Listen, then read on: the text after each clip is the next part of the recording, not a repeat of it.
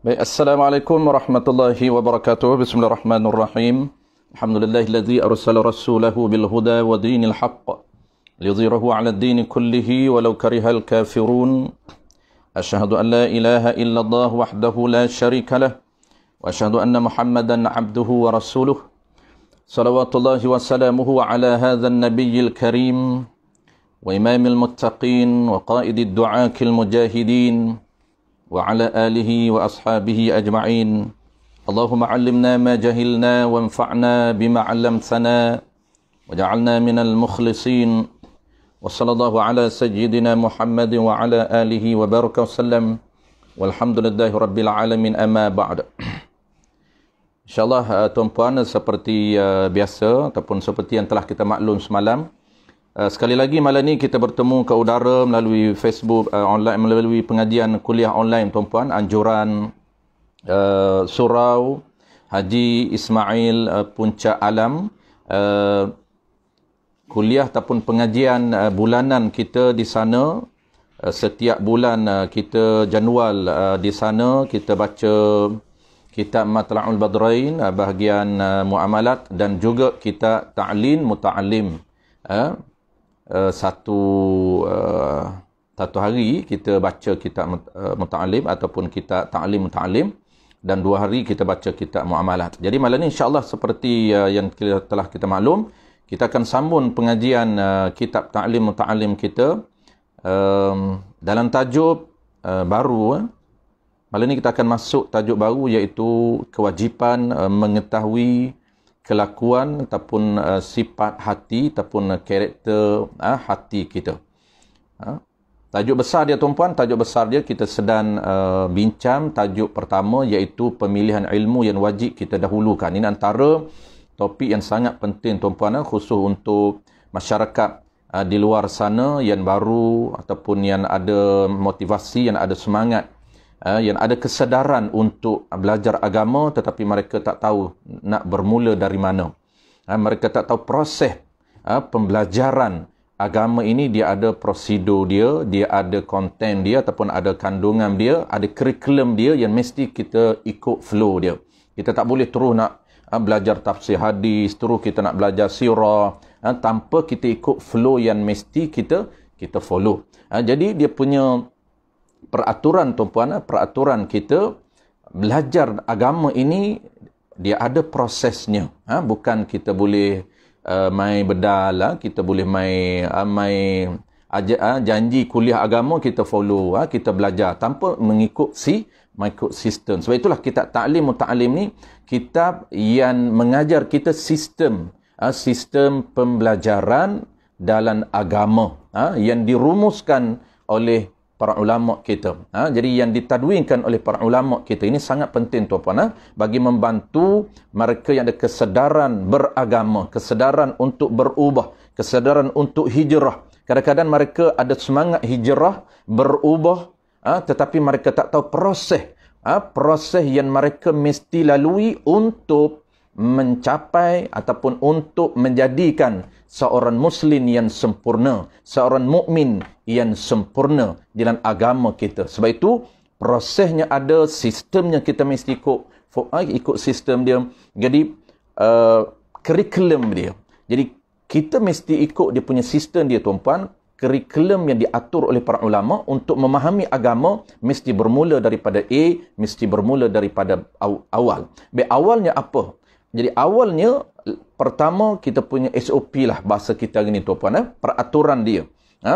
Peraturan yang pertama, mesti kita kena ikut ataupun kita kena belajar ilmu yang wajib ataupun ilmu yang mesti kita dahului. Sebab itulah dalam tajuk ta'lim muta'alim, dalam kitab ta'lim muta'alim ni tuan-puan, kitab yang membincangkan kepada kita panduan belajar, panduan mengaji ataupun panduan mengajar. Dia ada seni dia. Jadi pertamanya apa dia? Pertamanya pemilihan ilmu yang mesti didahulukan.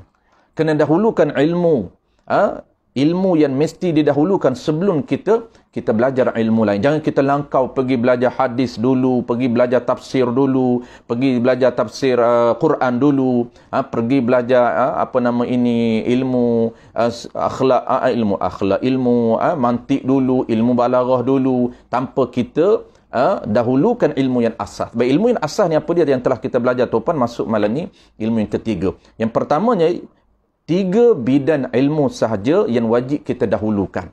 3 bidang itu, pemilihan ilmu yang wajib dahulukan ini, kita wajib dahulukan ilmu 3 jenis bidang ilmu sahaja. Pertamanya ialah ilmu usuluddin, ilmu akidah. Ilmu akidah ini tujuannya tuan-puan untuk kita mengenal Allah Subhanahu Wa Taala. Metodologinya ada, ataupun kita panggil apa bahasa kita, metod ni pendekatan. Jadi pendekatan nak kenal Allah Ta'ala ini berbeza mengikut firqah. Sebab itulah mazhab Ahlussunnah wal Jamaah, dia ada pendekatan dia ada metodologi dia untuk kenal Allah Ta'ala. Nak tahu macam mana supaya tidak terpengaruh kita dengan Wahabi, tidak terpengaruh dengan Jabariyah, Qadariyah, Mu'tazilah, Syiah, Wahabi sekarang ini kaum muda. Maka kita kena tahu metodologi Ahlussunnah wal Jamaah yang solid, yang sebenar. Kenapa? Karena di luar sana tuan-tuan ramai yang masing-masing klaim, masing-masing dakwa dialah Ahlussunnah wal Jamaah. Kita tak tahu kita punya pendekatan Ahlussunnah wal Jamaah, kita tak tahu usuluddin macam mana, cara Ahlussunnah wal Jamaah, menyebabkan kita pun boleh terikut dan terpengaruh dengan pahaman-pahaman lain, pahaman kaum muda, pahaman Wahabi, pahaman Syiah dan sebagainya. Itu penting. Yang kedua, ilmu yang kedua tuan-puan, ilmu yang kedua yang mesti kita dahulukan sebelum kita belajar ilmu lain, iaitu ilmu fiqh, ilmu syariah. Kita nak tahu tentang tata cara mendirikan ibadat. Bermula dengan tata cara bersuci, tata cara mendirikan solat, tata cara mengeluarkan zakat, tata cara berpuasa di bulan Ramadan, tata cara mengerjakan haji, sehinggalah pula masuk tata cara muamalat, yakni pengurusan hal ehwal harta benda, tata cara munakahat, yakni tata cara hidup, sistem kekeluargaan Islam, macam mana peraturan dalam keluarga Islam, ada mahramnya, ada bukan mahramnya. Yang seterusnya, tata cara lepas munakahat, tata cara jenayat, ataupun dia panggil tata cara ataupun peraturan kenegaraan. Baik, itu lengkap syariat, ilmu yang kedua. Ilmu yang ketiga yang kita nak masuk malam ni, yang kita wajib tahu juga, ialah ilmu tentang kelakuan hati ataupun akhlak ataupun tasawuf. Tidak boleh dikesampingkan, kena cakna, kena wajib belajar. Jadi ketiga-tiga ilmu ini kita fokus, kita dahulukan. Dalam masa sama, barulah kita belajar ataupun kita juga ambil tahu ilmu-ilmu lain, ilmu hadis, ilmu Quran, tafsir Quran, ilmu sirah, ilmu mantik, balaghah, nahwu, sarah dan sebagainya. Baik, itu termasuk ilmu kifayah. Baik, kita sambung malam tuan-puan, sementara kita tunggu kawan-kawan kita dah ramai dah. Kita view awal itu, introduction itu sebagai iklan saja tuan-puan, sebagai recall balik. Sementara kita nak menunggu jemaah, khususnya jemaah daripada Puncak Alam dan kawan-kawan kita yang biasa follow kita kita dah ramai. Kita dah ada Al-Fadil, tuan guru kita pun ada, Tuan Fadil Ustaz Ahmad Muhammad dari Rantau Panjang, orang kampung, orang kampung saya ni. Dia tuan guru ni, tuan guru pun memeriahkan, bukan nak mengaji. Tuan guru dia tak payah mengaji dah, dia just memeriahkan majlis ilmu saja. Ini kehebatan tuan guru. Dia dah alim tapi dia memeriah dan membesarkan ilmu. Itu orang yang alim ni, dia duduk juga dalam majlis ilmu ni. Kenapa? Kerana dia nak membesarkan ilmu. Tuan guru saya ni, salah seorang tuan guru saya, ada 2 orang perangai yang sama tuan-puan. Satunya Tuan Guru Haji Omar Ar-Razak, Tuan Guru Haji Abdul Rahman Ar-Razak, ataupun kita panggil Tuan Guru Omar Batu Lapan. Dia ni mati 70 lebih lah, umur dia meninggal. Dia belajar 45 tahun tempoh dia mengajar. Tempoh dia belajar. Tanya Tok Guru, saya panggil ayah Haji kat dia, sebab saya ni dia buat anak angkat. Jadi saya panggil ayah Haji. Saya tanya ayah, berapa lama ayah belajar dengan Tuan Guru Haji Al-Qadahi, pengarang kitab Sulamul Subian, murid kepada Tuan Tok Kenali. Jadi Tuan Guru Haji ni antara orang tua yang lambat Allah jaga. Dia punya umur tuan-puan hidup 107 tahun. Tuan Guru Haji ni salah seorang daripada anak murid Tok Kenali. Jadi Tuan Guru Haji Omar ni dia belajar dengan Tuan Guru Haji ni Tanya Tuan Guru berapa lama belajar? Dia kata, aku seingat aku belajar 45 tahun. Dengan seorang guru je, 45 tahun. Yang khatam kitab berpuluh kali khatam, dia ulang juga. Duduk dalam majlis Tuan Guru. Kenapa? Tanya dia. Dia kata, dia nak berada dalam majlis ilmu, walaupun kitab Tok Guru baca dah berbelah kali dia khatam, tapi tetap dia duduk dalam majlis ilmu. Kenapa? Kerana dia nak besarnya nilai orang yang berada dalam majlis ilmu. Ini orang yang faham, tuan-puan. Orang yang faham, orang yang nampak, orang yang ada kesedaran, orang yang tahu tentang nilai tingginya ilmu syarak ni. Dia nak duduk dalam majlis ilmu juga, walaupun dia dah khatam. Dia dah khatam berbelah kali dah. Bayangkan 45 tahun tuan-puan belajar.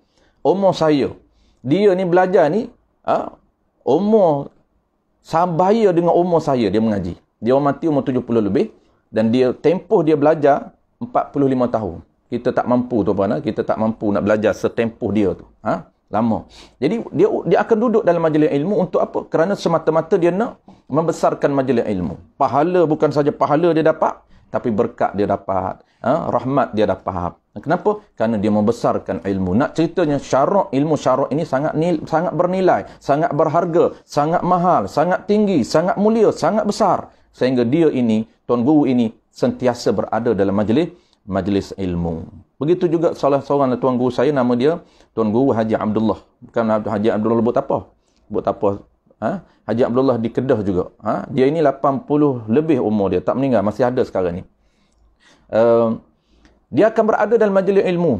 Walaupun orang mengajar tu orang muda pada dia. Tuan Guru ataupun ustaz yang muda pada dia mengajar kitab, dia pergi duduk majlis ilmu. Kenapa? Tanya dia, Tok Guru duduk majlis ilmu juga, dengar juga kitab. Dia dah khatam berpuluh kali kitab. Kitab Misbah pun dia duduk dengar. Ustaz-ustaz baca kitab Misbah dia dengar. Kitab Faridatul Faraid pun dia dengar. Orang tanya, kenapa Tok Guru duduk juga? Dia kata, aku ni nak berada dalam majlis ilmu. Kerana besar majlis ilmu tu. Aku walaupun dah berulang kali dengar, tapi dia kata tetap aku akan dapat sesuatu yang baru. Tetap aku akan dapat benda yang baru.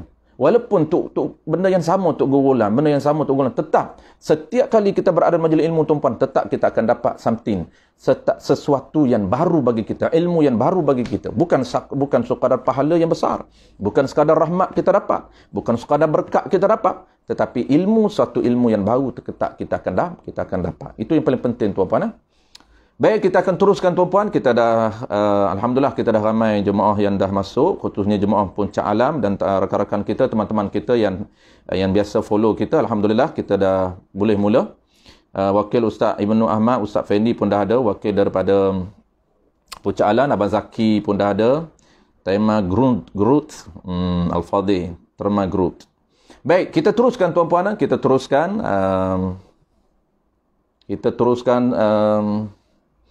tajuk kita kalau kitab Jawi ni tuan-puan, kitab Jawi, mungkin tuan-puan di jemaah yang dah follow kita tu dia guna kitab Rumi. Kalau kitab Jawi muka surat 5, kitab Jawi muka surat 5. Qala al-musannif rahimahullahu subhanahu wa ta'ala. Kata pengarang kitab kita ini, dan demikian itu juga. Kita masuk tajuk baru. Dan demikian itu juga. Wa kadzalika fi sairil akhlaqi. Ini dalam matan asal. Jadi kitab ta'lim muta'allim ni dia terjemahan daripada matan asal. Wa kadzalika fi sairil akhlaqi nahwul judi wal bukhli wal jubni wal jur'ati wat takabburi wat tawadu'i wal 'iffati wal israfi wat taqtiri wa ghairiha. Itu asal matan dia. Dan wa kadzalika, dan demikian itu juga, yakni seperti itu juga. Seperti mana? Seperti wajib belajar ilmu kelakuan hati. Sebelum ni kita belajar wajib belajar ilmu fiqh. Sebelum ni wajib belajar ilmu akidah. 3 bidang dia cerita. Wajib belajar ilmu usuluddin, wajib belajar ilmu fiqh, dan dia cerita kelebihan ilmu fiqh, kewajipan belajar ilmu fiqh, dan ulama cerita juga kelebihan, kenapa kepentingan dan kelebihan belajar ilmu fiqh. Kenapa perlu belajar ilmu fiqh? dan penting besarnya kelebihan belajar ilmu fiqh. Dia dah cerita. Dan begitu juga, sama hukum juga, wajib belajar ilmu kelakuan hati. Wajib juga belajar dan mengetahui. Dan ini dia panggil atau tafsir. Belajar tu sehingga tahu. Wajib juga belajar dan mengetahuikan. Belajar tu apa? Belajar tu wajib belajar. Dan mengetahui. Atau pada kata belajar itu dan tahu. Jadi belajar sehingga tahu. Belajar sehingga faham, belajar sehingga reti, belajar sehingga faham. Barulah kita boleh beramal. Kalau belajar saja tapi tak faham, tak reti tuan-puan, maka tak boleh nak apply, tak boleh nak beramal, tak boleh nak latih diri kita. Kerana kita nak masuk perbincangan tentang ilmu karakter hati, ilmu sifat hati kita, bukan ilmu zahir. Sebelum ni kita dah belajar ilmu zahir, ilmu fiqh. Bagaimana tata cara solat, tata cara ibadat, tata cara muamalah, itu dipanggil ilmu zahir, peraturan zahir. Kemudian yang ketiga, kena combine, kena sepadukan dengan ilmu kelakuan hati. Kalau zahirnya cantik, kalau peraturan bersucinya cantik, sembahyangnya cantik, sembahyang kita jaga syarat sah, jaga rukun, jaga perkara yang sunat, perkara afdal kita jaga semua, tetapi tak sempurna, tak komplit sekiranya hati kita tak bersih. Hati kita tidak bersih daripada perkara yang diharamkan oleh Allah Ta'ala, maka tidak sempurna amalan kita, tidak sempurna Muslim kita, tak sempurna agama kita. Wajib belajar dan mengetahui dan wajib tahu sekalian perangai-perangai umpama pemurah. Wajib tahu sairil akhlaq, sekalian akhlak, yakni sekalian perangai hati, tabiat hati, yakni sifat hati kita. Perwatakan hati kita. Kenapa tuan-tuan? Kerana hati kita ini, perwatakan zahir kita, perangai zahir kita, dia bercerminkan hati kita. Wajib kita belajar ilmu sekalian perangai, sekalian akhlak, sekalian perbuatan hati, sekalian tabiat hati. Mana contoh dia? Nahwul judi. Ini benda dia nak senarai contoh sahaja. Bukan semua. Kalau semua kena belajar ilmu tasawuf. Kena buka kitab penawar bagi hati. Khatam kitab penawar bagi hati. Teruskan kurikulum seterusnya. Modul seterusnya. Modul yang kedua, yang ketiga. Sampailah yang pertengahan. Naik pula kepada yang tinggi sikit. Sehinggalah hikam. Ini penawar bagi hati tak baca, terus skip belajar hikam. Inilah dia kesilapan sistem bagi mereka yang tak tahu bagaimana cara proses ataupun proses PMP dalam agama. PMP ni panggil proses pengajaran dan pembelajaran dalam agama. Ini penting tuan-puan. Nak hijrah, nak berubah pun dia kena ada ilmu. Kalau berubah tanpa ilmu, sampai berpuluh tahun pun dia tidak akan berubah. Sama sahaja perwatakan, perangai dia, ilmu dia sama, tak bertambah. Kenapa? Kerana dia tak tahu proses proses hijrah kepada agama itu. Mana contoh yang pertama, ilmu yang wajib dia belajar, ilmu kelakuan hati yang wajib dia tahu, yang wajib dia belajar. Contoh dianya al-judi wal bukhli. Seperti iaitu umpama pemurah dan penyayang. Ini dia tambah. Kalau dalam matan dia terus bukhli. Pemurah dan penyayang. Umpama kena ada pemurah. Kena ada pemurah. Nak bagi ada pemurah, kena hilangkan bakhil dulu. Kena hilangkan sifat bakhil. Barulah dia boleh ada pemurah. Kalau bakhil tu ada, dia tak boleh jadi pemurah. Sebab tu kena buang, kena hilang, kena lawan sehingga kita boleh hilang bakhil, kita boleh jadi pemurah. Bawa panggil apa? Kita suka memberi. Memberi apa? Bukan memberi yang wajib. Memberi, suka melakukan kebajikan yang sunat. Itu dia panggil pemurah. Kalaulah bakhil, dia sayang harta dia sehingga apa? sehingga dia sayan untuk melakukan kebajikan sunat. Kita ada harta benda, kita dianjurkan, disunatkan sehingga sunat itu level afdal untuk kita infak, untuk kita memberi. Kerana memberi itu dapat pahala sunat. Jadi apabila orang yang sayan harta dia sehingga menghalang dia daripada memberi sunat, itu kita panggil bakhil. Ada setengah juga terjemah yang kata bakhil ini sayan memberi yang wajib. Tapi kita ambil pentafsiran sayan harta daripada memberi yang sunat, infak yang sunat.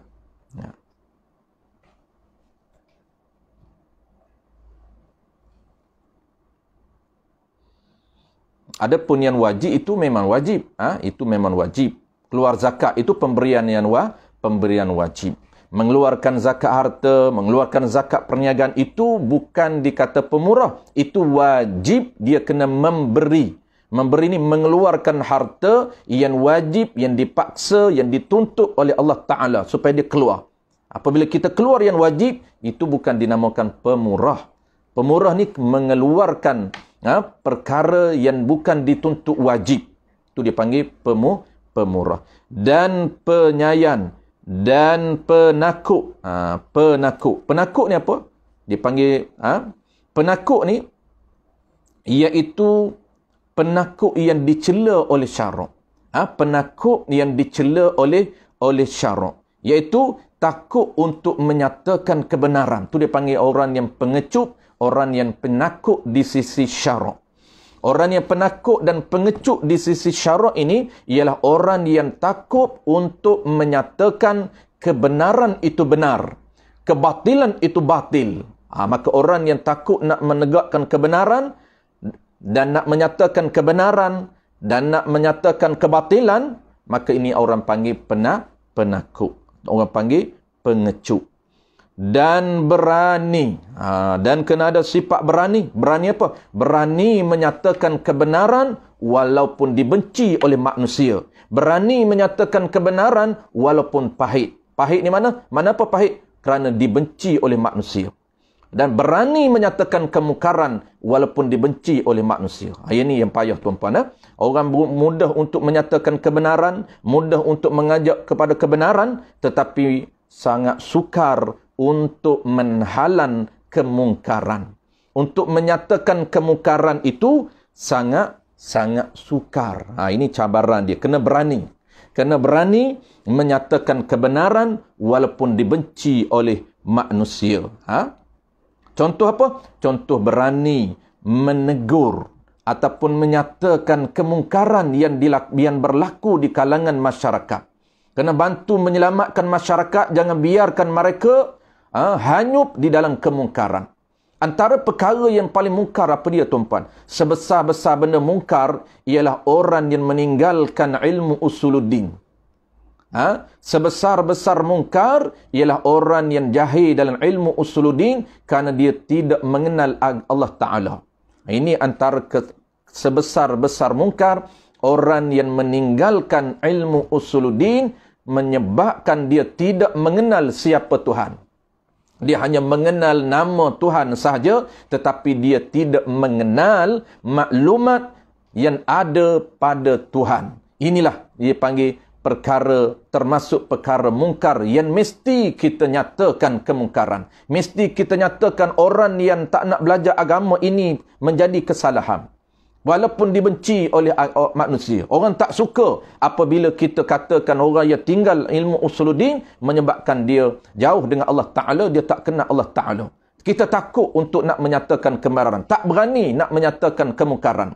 Dan juga tuan-puan, apa lagi perkara mungkar? Orang yang meninggalkan ilmu fiqh juga merupakan sebesar-besar mungkar. Selepas daripada dia meninggalkan ilmu usuluddin. Kenapa? Kerana kesannya apabila dia meninggalkan ilmu fiqh, apabila dia tak belajar ilmu fiqh, dia jahil ilmu fiqh, menyebabkan dia akan melakukan ibadat secara membuta tuli. Dia melakukan ibadat yang fasidah, yang haram. Menyebabkan dia melakukan perkara haram, maka tiap-tiap perbuatan yang haram itu termasuk maksiat, termasuk perkara mungkar.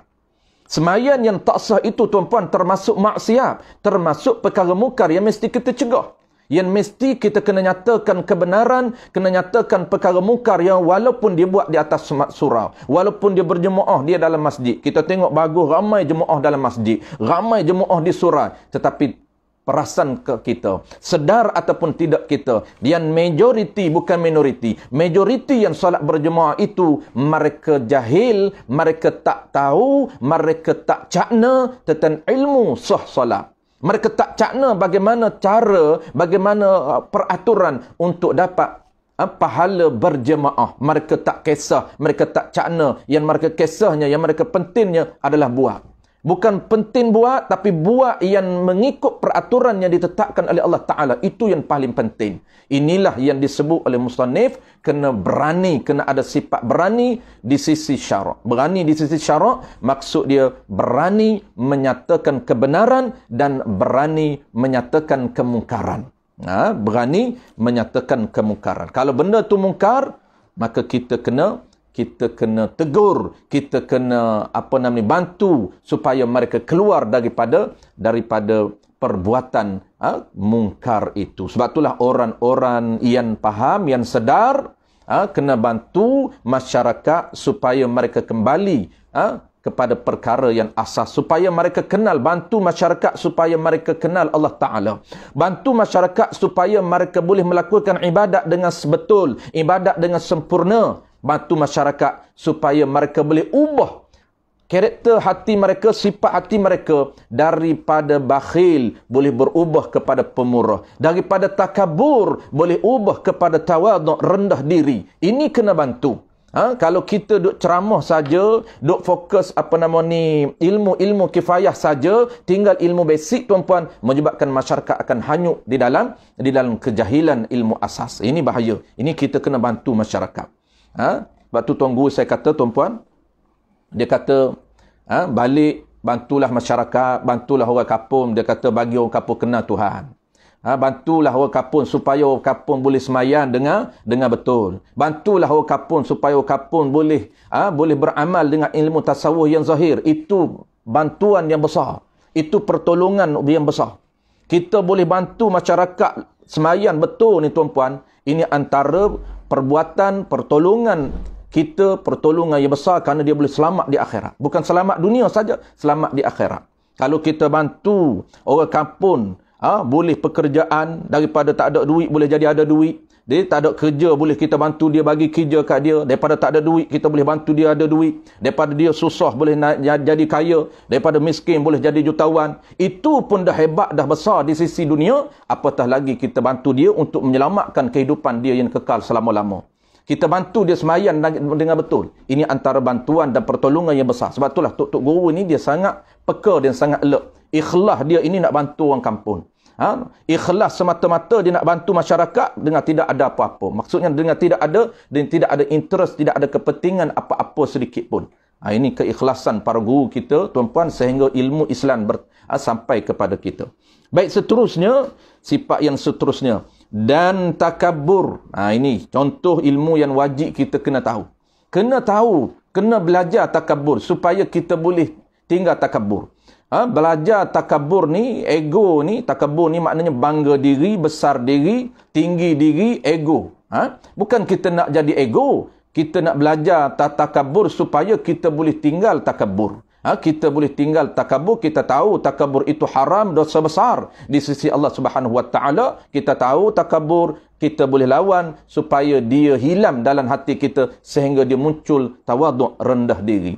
Baik, apa dia takabur tuan-puan? Saya cerita sedikit sepatah lalu saja. Nak detail kena masuk di dalam medan dia, ataupun kena masuk dalam ilmu tasawuf, ilmu sifat, ilmu kita apa tuan-puan? Penawar bagi hati. Baik, takabur ni dia panggil membesar diri. Membesar diri, ataupun dia panggil memandang diri dia, memandang diri dia, ataupun perasaan dia, memandang diri dia rasa hebat, ataupun rasa lebih, ataupun rasa sempurna berbanding dengan orang lain. Saya ulang sekali lagi tuan-puan, jangan bertukar dengan ujub. Dia sedikit saja beza dengan ujub. Belajar dan kitab tasawuf, semuanya haram tuan-puan. Semua ini termasuk sifat hati yang haram. Takabur, ujub, dia sedikit saja beza dia. Beza sedikit. Ujub ni apa? Saya beritahu ujub dia tuan-puan. Ujub ni dia rasa, dia panggil bangga diri juga ujub. Takabur pun bangga diri dia. Apa beza di antara takabur dengan ujub? Kedua-dua ini jangan bagi ada dalam hati kita. Kenapa? Kerana kesan dia haram dosa besar. Haram dosa besar. Dari segi ilmu tasawuf, dia menjadi hijab. Kalau ada benda ni, dia menjadi hijab untuk kita naik maqam. Maksudnya, untuk kita naik kepada ma'rifatillah, untuk kita nak jadi wali Allah tu, orang yang ada impian, dia nak jadi wali Allah. Baguslah. Tapi dia kena tahu proses dia. Bukan mengaji hikam terus. Mengaji hikam takabur pun dia duduk. Dia tak kena apa takabur, tak kena ujub. Tiba-tiba terus mengaji hikam. Dalam hikam tak mengaji dah, tak mengajar dah takabur. Ulama musannif tak ajar dah ujub tu apa dia. Jadi kita kena mula daripada bawah. Ujub ni tuan-puan, dia perasaan. Perasaan bangga diri dia. Perasaan dia rasa ujub ni maknanya ajaib. Kan orang Melayu ambil daripada bahasa Arab ajaib. Dia rasa ajaib diri dia. Dia rasa di keajaiban dengan diri dia. Dia terpegun dengan kehebatan diri dia. Tu dia panggil ujub. Tanpa melibatkan orang lain. Tanpa ada compare dengan orang lain. Tanpa bandingkan dengan orang lain. Bangkit tengah malam. Tengah malam ni tuan-puan tak ada siapa pun sunyi. Bangkit pukul 3:30 pagi. Syaitan kacau dia. Sehingga syaitan suntik dia, injek dia supaya dia ujub. Sehingga dia layam, dia rasa ajaib, terpegun dengan kehebatan diri dia boleh bangkit waktu malam. Dia rasa hebat. Diri dia ini boleh bangkit waktu malam. Tanpa nak compare dengan orang lain. Ini dia panggil ujub. Tetapi takabur, beza di mana? Takabur ni dia ada bandingan. Dia berbanding dengan orang lain. Dia bangga diri, perasaan diri dia hebat, lebih hebat daripada orang lain. Lebih hebat daripada si fulan. Aku lebih hebat daripada si A. Perasaan diri dia, aku lebih alim daripada si B. Aku lebih kaya daripada si B. Aku lebih handsome daripada si B. Dia ada bandingan. Itu dipanggil takabur, membesarkan diri, perasaan diri hebat, perasaan diri sempurna berbanding dengan orang lain, dan orang lain lebih rendah daripadanya, orang lain lebih hina daripadanya. Itu dipanggil takabur. Haram takabur tuan-puan. Takabur itu haram. Baik, serta. Itu kita bagi secara sebut secara ringkas, makna mudah untuk kita faham ataupun pendetailan. Kita kena masuk kitab penawar bagi hati. Ini nak cerita secara orang panggil apa, dari segi motivasi kita, panduan umum. Tasawuf ini menjadi kewajipan kepada kita untuk belajar, bukan sunat. Selagi kita tak belajar, selagi itu dia haram. Kenapa? Kerana kita tak pandai, tak tahu cara untuk menghilangkan sifat hati yang diharamkan oleh Allah Ta'ala. Yang dikumpulkan oleh Al-Imam Ghazali, ada 10 sifat yang dicela oleh syarak yang mesti dihilangkan dalam hati kita. Mesti hilang dalam hati kita dan munculkan sifat terpuji. Takabur ini kena buang tuan-puan, muncul ataupun dia timbul apa? Rendah diri. Baru dia timbul rendah diri. Apa dia rendah diri? Perasaan diri dia tidak ada apa-apa, melainkan yang ada ini pemberian Allah Ta'ala. Dia nampak terus Allah Ta'ala. Ini orang panggil ma'rifatullah. Orang yang memandang segala perbuatan. Segala perbuatan nampak Allah Subhanahu Wa Ta'ala. Itu dia panggil orang, Allah tajalli hati dia, ma'rifatullah, nampak Allah Subhanahu Wa Ta'ala. Sebab itulah sehingga mana dia tak ada rasa, tak perasan apa yang ada, kelebihan yang ada, ilmu yang Allah beri ini, dia nampak bukan milik dia, bukan hak dia, bukan kepunyaan dia, tapi milik Allah Ta'ala. Dia tidak ada apa-apa. Tu dia tak layak sedikit pun untuk rasa naik diri. Tak layak sedikit pun untuk rasa hebat. Tak layak sedikit pun untuk rasa aku tinggi. Kenapa? Kerana ilmu yang ada pada aku bukan milik aku. Allah beri kepahaman sedikit saja, bukan banyak pun. Tiba-tiba aku nak rasa hebat. Bukan hak aku pun aku nak rasa hebat. Mana mungkin? Malulah diri kita nak rasa hebat bukan hak kita. Allah beri pinjam sekejap saja. Ilmu pun Allah beri pinjam, harta pun Allah beri pinjam, kecantikan pun Allah beri pinjam, pangkat pun Allah beri pinjam, jawatan besar Allah beri pinjam sekejap saja. Mana mungkin kita rasa nak bangga? Kerana Allah boleh tarik bila-bila. Itu orang yang rendah diri. Jadi apabila dia takabur tidak ada tuan-puan, dia tahu takabur ini besar diri berbanding dengan orang lain ini menjadi kesalahan. Kenapa salah tuan-puan? Menyebabkan dia terhijab diri dia, tak nampak Allah. Dia terhijab Tuhan. Bangga, contoh bangga dengan apa tuan? Kadang-kadang orang bangga diri takabur, dia ikut profession dia. Dia ikut bidang dia. Kalau dia orang businessman, dia bangga diri kerana dia rasa hebat, ilmu dia hebat, harta dia hebat. Kalau orang yang ada jawatan, dia rasa jawatan dia lebih tinggi daripada si fulan. Kalau dia ilmu dia lebih hebat daripada si fulan.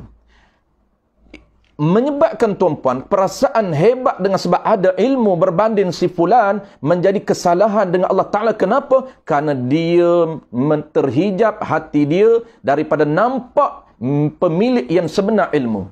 Sedangkan ilmu bukan milik kita. Allah beri anugerah sekejap sahaja. Dia beri kepahaman kepada kita sekejap sahaja dan dia boleh tarik, dia boleh lupakan balik kita. Sekejap itu yang milik Allah Ta'ala, tiba-tiba kita nak rasa hak kita. Sebab tu kita rasa hebat. Kalaulah kita tak perasan dia milik kita, kita tak akan rasa hebat. Yang orang yang rasa hebat ni tuan-puan, dia tak nampak Tuhan asal. Dia tak nampak yang beri ilmu itu Allah. Dia nampak ilmu itu milik dia. Dan menjadi kesalahan kepada kita, sebab itulah dosa, sebab itulah haram, kerana dia menhijab, dia terdindim, dia terhidden Allah Ta'ala. Tuhan asal yang memiliki ilmu, memiliki harta, memiliki jawatan, memiliki pangkat itu, kita tak nampak dia. Menjadi kesalahan. Tetapi sebaliknya terpuji, dapat pahala. Orang yang rendah diri ini, sifat terpuji, sifat yang sangat mulia, sifat yang sangat tinggi darjat dia di sisi Allah. Kenapa tinggi tuan-puan? Kenapa mulia orang rendah diri? Lagi rendah diri, lagi naik pangkat dengan Allah. Lagi rendah diri, lagi naik pangkat dia dengan Allah. Lagi rendah diri, lagi mulia di sisi Allah Ta'ala. Lagi rendah diri, lagi tinggi pangkat dia dengan Allah Subhanahu Wa Ta'ala. Kenapa? Kerana dia nampak diri dia tidak ada apa-apa, diri dia milik Allah. Segala kurniaan yang Allah kurniakan itu milik Allah. Dia sentiasa memandang Tuhan dia, sentiasa memandang milik, sentiasa memandang pemilik kepada benda yang dia ada. Kita pun tuan-puan, kita sesama manusia pun kita marah kalau orang pinjam barang kita tapi dia perasan barang dia, pun marah. Kita ada orang pinjam kereta kita, pinjam kereta Ferrari kita, pinjam kereta Merc kita untuk dia bawa berjalan, untuk dia bergaya, dia perasan milik dia. Dia seminggu dia pinjam hak kita, Merc kita, Ferrari kita ni, tiba-tiba dia perasan hak dia. Dia tunjuk ke orang, dia kata ni kereta aku. Walhal dia pinjam, dia terhijab pemilik kereta itu, menjadi kesalahan. Kita pemarah tuan-puan, apatah lagi Allah Subhanahu Wa Ta'ala, begitu juga lebih murka, lebih marah, kerana kita ini milik dia, dia yang buat, dan dia anugerah kepada kita harta, dia anugerah kepada kita ilmu, tiba-tiba kita tak nampak Tuhan kita. Ini takabur. Besar dia punya dosa dia ataupun haram dia. Dan merendah diri. Dan takabur dan merendah diri. Wattakabburi wattawadu'i wal'iffati. Habis tuan-tuan, ni contoh-contoh saja, dia tak semua, dia tak bagi semua, bagi separuh saja. Wattakabburi dan bangga diri, wal tawadu'i dan merendah diri. Rendah diri itu rasa diri tidak ada apa-apa. Semua yang ada milik mutlak Allah Subhanahu Wa Ta'ala. Apabila ada rendah diri, maka takabur akan hilang. Baik. Dan iffah. Iffah ni apa dia? Yakni terpelihara daripada daripada perbuatan yang haram. Daripada yang haram, daripada perbuatan yang haram. Itu iffah. Mudah tuan-puan, iffah ini mudah kita faham apa dia iffah. Iffah ini menjaga diri daripada melakukan perkara yang haram. Tahan diri kita daripada nak melakukan perkara haram. Sama ada haram itu haram dosa besar ataupun haram itu haram dosa kecil. Nak tahu senarai haram dosa besar, dosa kecil, maka kita kena tengok ilmu fiqh. Kena belajar ilmu fiqh. Sebab tu penting sangat-sangat tiga ilmu ini tak boleh dikesapinkan. Kenapa? Kerana dia panduan asas. Tinggal ilmu fiqh tak tahu perkara haram, tak tahu apa benda yang haram, penglihatan haram, tak tahu nak jaga telinga, tak tahu nak jaga mata, tak tahu nak jaga tangan, tak tahu nak jaga lidah, tak tahu sebab dia tak tahu mengumpat, dia tak tahu apa nama ini batu api, namimah dia tak tahu apa. Jadi payah untuk dia jaga, apa tak boleh untuk dia jaga, untuk dia ifah, tak boleh untuk dia melakukan, menjaga diri dia daripada melakukan perkara haram. Ifah ni kalau tuan-puan belajar dalam kitab munakahat juga ada istilah ifah. Ifah dalam kitab munakahat. Apa dia ifah ni tuan-puan? Ini umum lah. Kalau kitab munakahat dia terlebih spesifik. Ifah ni kalau tuan-puan belajar dalam kitab munakahat, iaitu memelihara diri juga. Sama juga. Kena jaga maruah, kena jaga diri daripada melakukan benda haram. Mana dia punya taswir dia, praktis dia. Apabila bapa kita nak kahwin, dia mati isteri dia mati ibu kita, kemudian dia nak kahwin. Apabila dia nak kahwin, dia minta dengan anak dia minta supaya anak dia carikan isteri untuk dia. Maka wajib, bukan sunat, janganlah halam dia. Wajib kita carikan isteri, wajib anak-anak carikan isteri untuk bapa. Kenapa? Kerana termasuk di dalam ifah, termasuk di dalam nak menjaga diri dia daripada melakukan benda haram. Walaupun dia tua tapi dia nak isteri, kena tunaikan. Anak yang tak faham ni tuan-puan, dia halam bapa dia menikah. Dia takut, dia kata mak tiri ni takut ambil harta. Itu dia kita punya mitos Melayu kita. Itu dia punya orang Melayu kita, dia takut. Jadi apabila bapa dia nak kahwin, dia tak bagi. Itu haram, mahalan bapa dia nak kahwin. Kerana bapa dia nak kena jaga ifah, nak kena jaga diri dia. Salah satu saluran untuk jaga orang lelaki ni tuan-puan, nak jaga daripada melakukan perkara haram, kahwin. Kahwin tu boleh menyelamatkan diri dia daripada melakukan perkara haram. Kahwin boleh jaga mata dia, kahwin boleh jaga kemaluan dia, kahwin boleh jaga fikiran dia. Tu kahwin penting. Jadi kena berfungsi lah. Jangan kahwin saja tapi isteri tak berfungsi untuk jaga suami daripada perkara haram. Isteri pun kena faham, isteri pun kena ada ilmu fiqh juga. Tapi hari ni tuan-puan tak baca kitab munakahat dah. Kitab munakahat lagi orang tinggal tuan-puan. Kitab Taharah pun tak baca. Taharah hak basic Allah nak kena akhir tuan-puan dah tak baca dah. Orang dah baca Quran, tafsir Quran terus, naik tinggi terus. Level terus, skip, lompat terus ke makam tinggi. Nak baca tafsir Quran kena lepas dulu basic, kena tadika dulu. Kena tahu ilmu taharah, kena tahu ilmu muamalah, ilmu kita apa nama dia panggil ibadat, kena tahu muamalat, basic. Barulah kita baca tafsir Quran, barulah dia cukup ramuan. Baik, settle tuan-tuan. Dan lainnya, ada lagi. Dan melebihi ataupun melebihi yang ditegahkan. Dan melebihi yang ditegahkan. Melebihi yang ditegahkan itu tu, dia terjemah tu. Dia terjemah. Daripada apa? Daripada, mana tadi? Tu. Dan ifah. Ifah tu. Wal iffati wal israfi wat taqtiri wa ghairiha. Wal israf. Israf. Jangan boros. Boros ataupun dia panggil membazir yang ditegah. Jangan membazir yang ditegah oleh syarak. Jangan membazir yang dicegah oleh syarak. Dan dia panggil israf. Wa taqtiri wa ghairiha. Dan bakhil tu, satu dia bakhil tu. Setengah kitab dia salah cetak. Dia cetak tamat jimat. Dia panggil dia sangat jimat.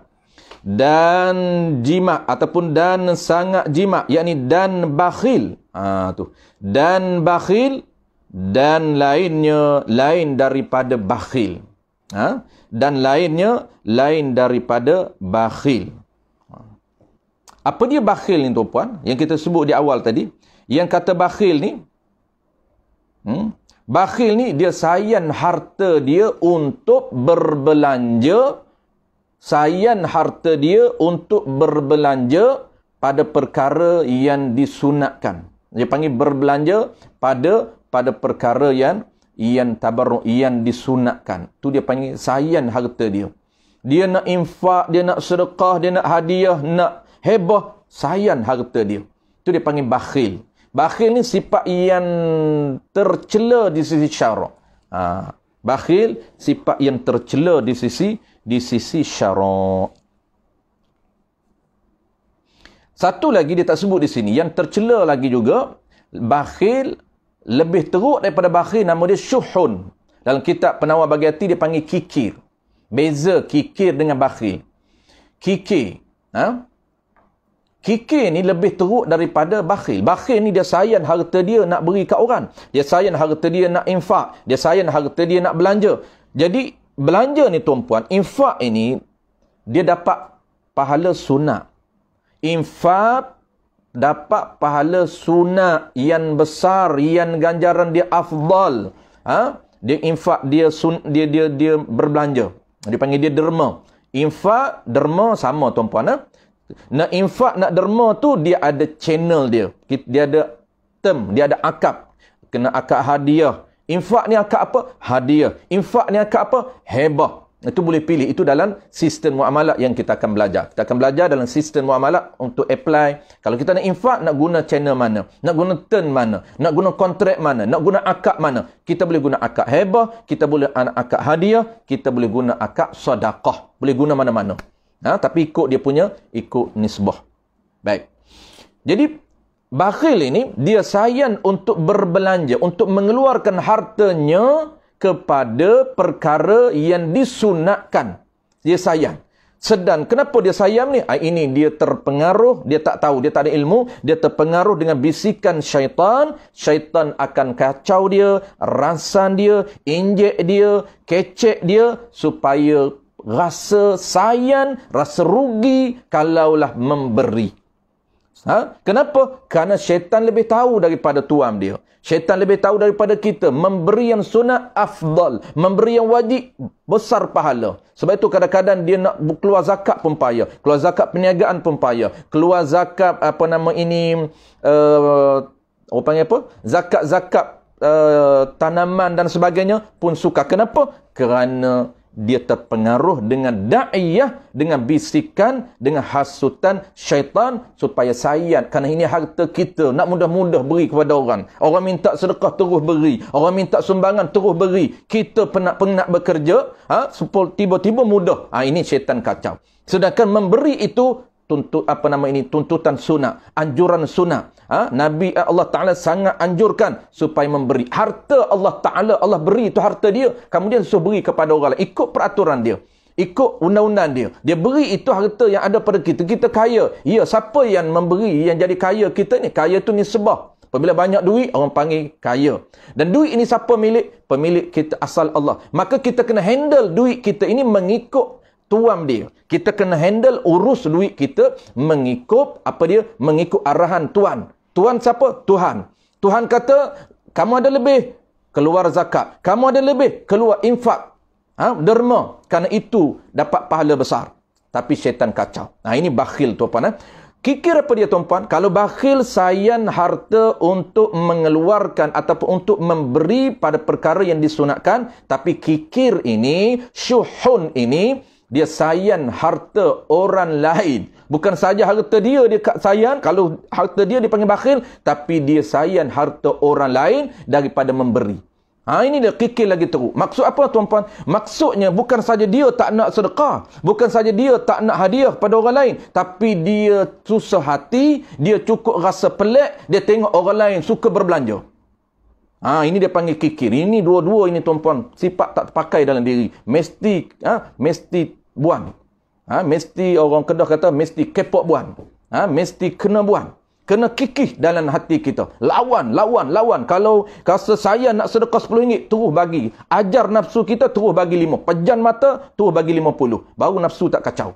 Syaitan tak berani kacau, syaitan tak akan, nafsu tak berani kacau. Sebab nafsu kata kalau kacau untuk lebay ni 50, dia akan bagi 100. Jadi syaitan ni dia tak suka kita menderma. Syaitan tuan-puan, dia tak suka kita melakukan ibadat yang banyak. Itu kerja dia, itu peranan dia. Nafsu pun sama. Jadi apabila dia kacau kita rasa sayang nak beri RM10, orang minta sedekah, orang minta sumbangan, orang minta derma, aku ada lebih ni. RM100 ni ada lebih ni. Tapi nak bagikan aku nak makan apa? Maka syaitan akan kacau macam-macam idea syaitan bagi. Maka ketika kita rasa sayang, kita bagi banyak. Pejahan mata bagi banyak. Lalu apabila kali kedua kita nak buat, syaitan tak berani kacau. Itu petua untuk lawan syaitan daripada sayang nak memberi sedikit, sayang nak memberi banyak. Biasa duk beri RM1 10 tahun dah. Kalau sedekah ni RM10 tak naik-naik pangkat tuan-puan. Patutnya kena ada anjakan. Kena ada anjakan dalam buat amal ibadat kita. Bukan saja anjakan dari segi dunia saja, tetapi dalam prestasi ibadat kita mesti ada anjakan daripada semasa ke semasa. Tahun ini kita sedekah biasa setiap bulan. Kita kena ada tuan-puan plan sedekah kita setiap hari, setiap minggu, setiap bulan. Aku minggu ni, bulan ini aku nak sedekah 1,000. Maka seminggunya berapa? Seharinya berapa? Seminggunya berapa? Dan sebulan. Sebulan kita nak sedekah 1,000, maka seminggu berapa? Ataupun kita mula hari, setiap hari berapa? Dan tahun depan kita naik lagi 2,000. Tahun seterusnya 3,000. Begitulah contoh saja tuan-puan. Kita kena ada anjakan untuk ajar nafsu kita, untuk latih nafsu kita supaya dia hilang perasaan bakhil. Apabila hilang bakhil tuan-puan, dia mula ada pemurah. Dia mula ada pemurah. Pemurah ni naik pangkat lagi, zuhud. Baik, settle tuan-puan. Jadi saya sebut sekali lagi tuan-puan, bakhil itu settle, kikir, syuhum. Apa dia syuhum tuan-puan? Yang Nabi kata, yang Allah Ta'ala kata, وَمَنْ يُوقَ الشُّحَ نَفْسِهِ فَأُولَٰئِكَ هُمُ الْمُفْلِحُونَ وَمَنْ يُوقَ الشُّحَ نَفْسِهِ sesiapa yang terpelihara akan dirinya, akan penyakit kikir ini, faulaika humul muflihun, mereka ini akan dikategorikan oleh Allah Ta'ala orang yang berjaya. Kalau siapa tuan-puan orang ni yang panggil jutawan akhirat ni, yang Allah Ta'ala, yang Nabi gelarkan kepada Abdul Rahman bin Auf, tuan-puan, at-tijarul akhirah, dia businessman yang berjaya, dia usahawan yang berjaya, Nabi gelarkan dia ini, dia panggil apa tuan-puan? Jutawan akhirat. At-tijarul akhirah ini eksklusif, nama ini Nabi gelarkan, Nabi beri title ini kepada Abdurrahman bin Auf. Kenapa? Karena dia ada sifat pemurah. Dia ada sifat pemurah. Lagi pemurah dia lagi maju dalam bisnes dia tuan-puan. Lagi pemurah dia lagi maju. Dia tak ikut syaitan. Syaitan kata kalau beri rugi dia. Ya, lagi banyak dia memberi, lagi naik perniagaan dia. Besarnya perniagaan Abdurrahman bin Auf tuan-puan, sehingga mana kata Siti Sayyidatina Aisyah radhiyallahu anha, satu hari Sayyidatina Aisyah menyatakan, dia kata aku bangkit pagi, dia kata aku kedengaran, aku tidak mendengar kaki unta di negeri Madinah ini melainkan unta kemilik ataupun kepunyaan Abdurrahman bin Auf membawa barang dagangan dia. Keluar pada waktu pagi membawa barang dagangan, sehingga didengar oleh Siti Aisyah kaki unta yang berjalan berhampiran dengan rumah dia. Dia mengatakan, dia kata, aku tidak kedengaran kaki unta yang berjalan di negeri Madinah ini melainkan hampir semuanya menjadi milik Abdurrahman bin Auf. Apa gambaran dia? Dia nak cerita apa? Bahasa dia tuan-tuan, sastra agak tinggi bahasa dia. Dia nak ceritanya bahawasanya usahawan ataupun businessman yang bernama Abdurrahman bin Auf ini, dia punya aset dia di Madinah ini, dia antara memiliki aset yang besar di Madinah. Seolah-olah, kalau kita hari ini, seolah-olah lori yang lalu lalang di highway ini milik saudagar yang berjaya. Ini dia. Dan dia pemurah tuan-puan, dia pemurah. Orang yang keluar berperang, balik berperang, perang Badar, berapa ramai perang Badar ini, semuanya dia bagi sagu hati. Setiap orang keluar berperang, dia mengeluarkan dinar. Setiap orang dia bagi dinar secara apa? Secara hadiah, ataupun dia menhadiahkan dinar. Ini pemurah. Apabila bakhil tidak ada, kikir tidak ada, maka dia akan naik dia akan timbul sifat pemurah. Kikir ini dia sayang, dia tengok orang lain memberi ni dia rasa susah hati. Dia sayang sayang harta orang lain. Tu kikir. Kalau sayang harta dia daripada memberi, bakhil. Kalau sayang harta orang lain, dia cukup rasa pelik apabila tengok orang lain suka derma. Dia kata, tak sayang ke? Ya Allah, kerja penat-penat, tiba-tiba mudah-mudah je derma ribu-ribu. Tak sayang ke? Dia tu sehati orang lain derma. Tu dia panggil kikir. Dia panggil syuhu nafsi. Tu tuan-puan, beza kikir dengan bakhil. Ada tuan-puan lagi tu? Ada. Saya selalu sebut kat tuan-puan. Ramai saya biasa bertemu. Bukan pengalaman tuan-puan. Pengalaman bertemu dengan orang bakhil ni ada. Pengalaman bertemu dengan orang bakhil ni ada. Bukan tak ada. Bakhil ni maksud apa? Maksud dia tengok orang lain bagi sumbangan kat kita tu, dia turut susah hati. Dia kata, duk bagi buat apa lagi dia kata? Dia kata saya dah bagi dah. Dia bagi ni dia bagi dia dah hebat dah. Dia tengok pelik orang lain pakat bagi. Ini tu orang panggil kikir. Dia rasa sayang harta orang lain tu. Kenapa duk pakat bagi lagi dia kata? Kenapa duk pakat bagi lagi? Sedangkan dia dah ada dah. Tu susah hati. Tu dia panggil bakhil. Last kali tuan-puan, kita dah pukul 10 dah. Hampir sejam.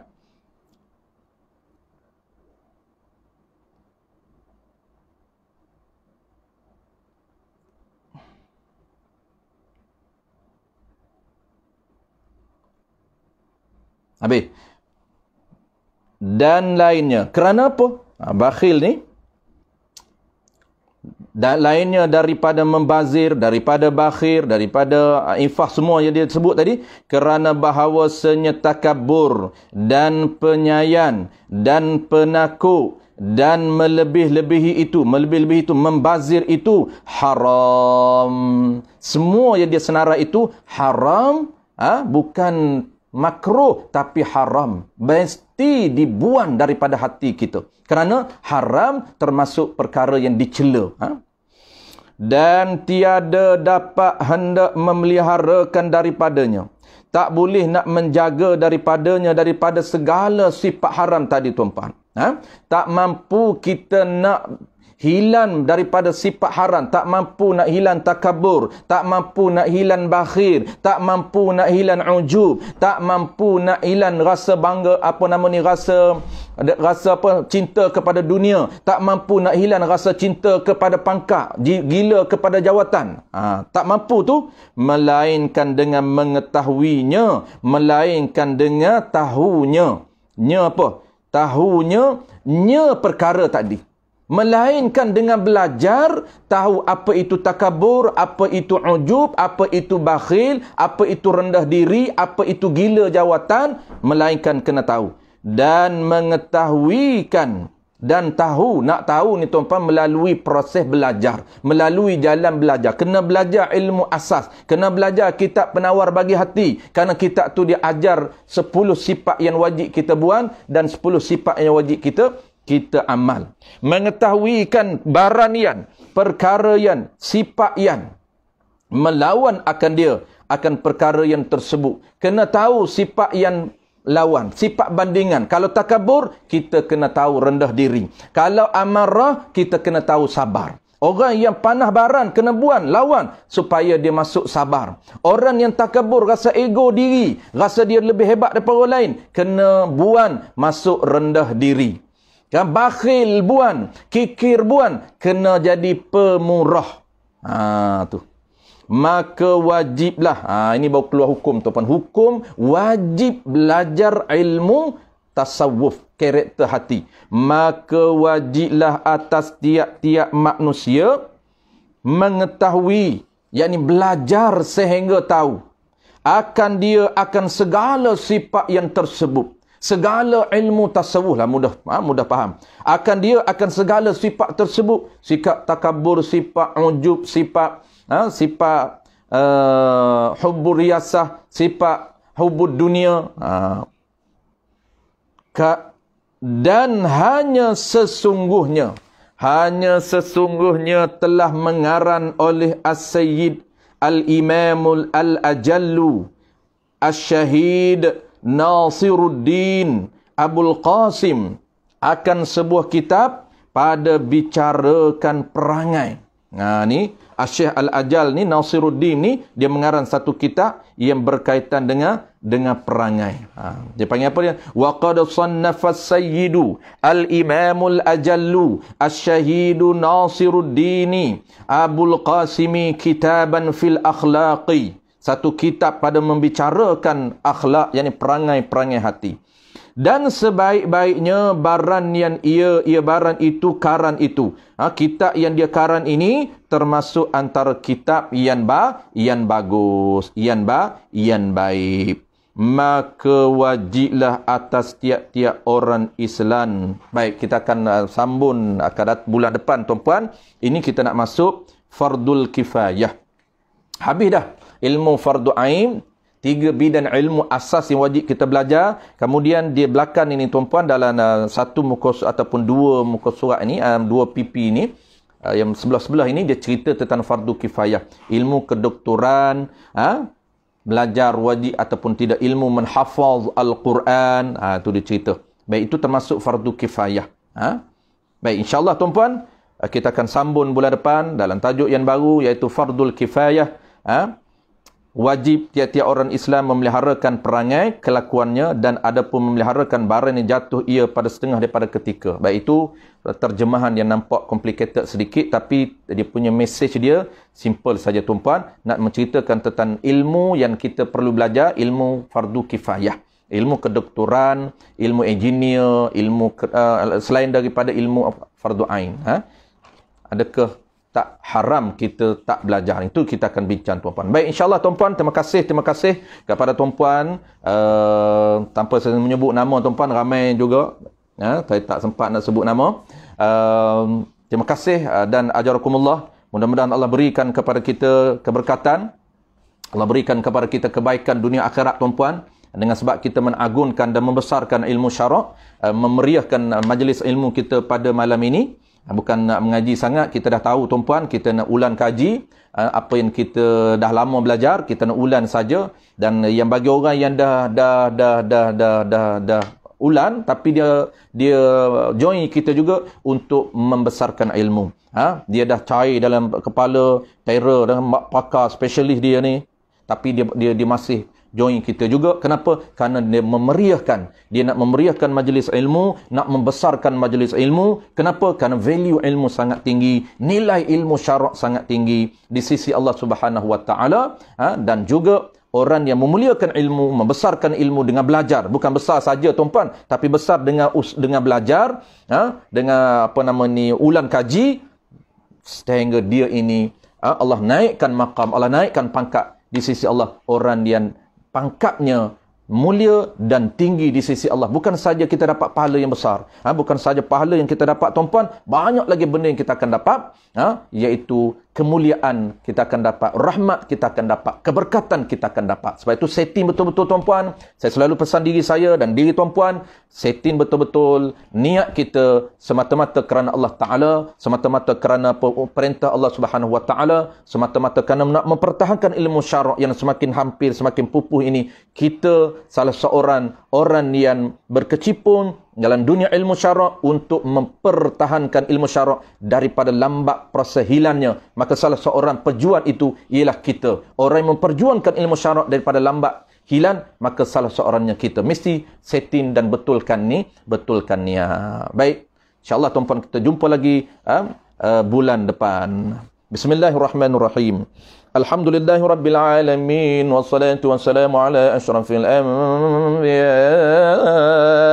wal mursalin. Wa ala alihi wa ashabihi ajma'in. Allahumma faqihna fid din. Wa allimna ta'wil. Waj'alna minal ulama'ul 'amilin. Waj'alna minal mukhlisin. Wa sallallahu ala sayyidina Muhammadin وعلى آله وبارك وسلم والحمد لله رب العالمين. تقبل الله منكم.